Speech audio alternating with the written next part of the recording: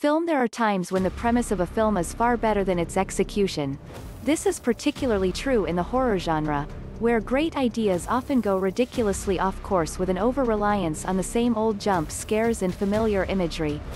And in the case of The Unholy, its PG-13 rating doesn't help either.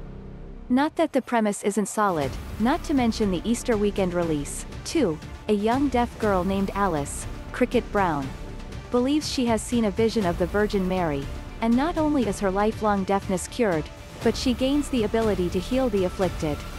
Coincidentally, or perhaps not, a middle-aged, disgraced journalist, Gerry Fenn, Jeffrey Dean Morgan, happens to be visiting the small New England town where Alice lives and gets a hold of the story first, becoming the only reporter Alice and the town trust and giving him a shot at redemption and reclaiming his former glory.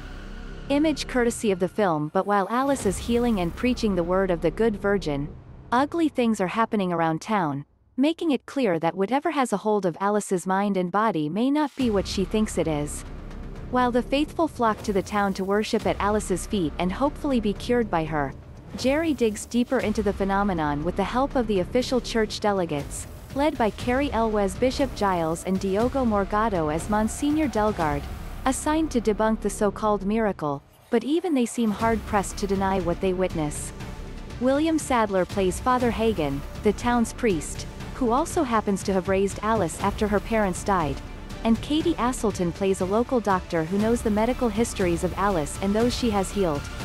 The other things all of these people seem to have in common is that they know Fenn's history of inventing facts on a big story or stories in order to hold onto whatever level of fame he had as a journalist back in the day.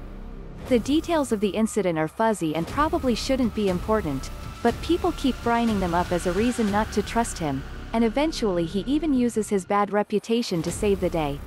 Based on this and the interviews that Fenn conducts with Alice and those close to her during the film for a supposed piece he's working on to get back in the world's good graces, this is one of those films that doesn't seem to understand how journalism works and how few actual stars there are in the field. But I digress, which is easy to do when you're watching a horror movie that isn't particularly scary either. The film is visually interesting, so props to noted screenwriter turned first-time director Evan Spiliotopoulos, working from the book Shrine by James Herbert, on making The Unholy at least aesthetically interesting. But with too many jump scares and subpar ghostly effects, the film quickly lost me as it went on, despite its promising opening that links the devoutly religious practices of Catholicism and witchcraft.